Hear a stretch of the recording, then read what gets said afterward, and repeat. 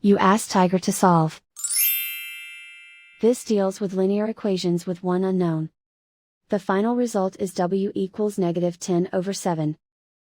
Let's solve it step by step. Group all w terms on the left side of the equation. Subtract 8w from both sides.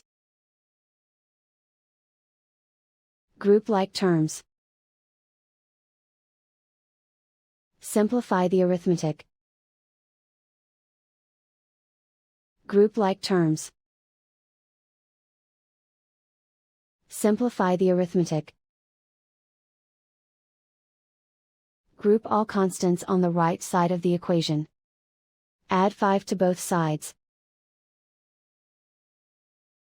Simplify the arithmetic.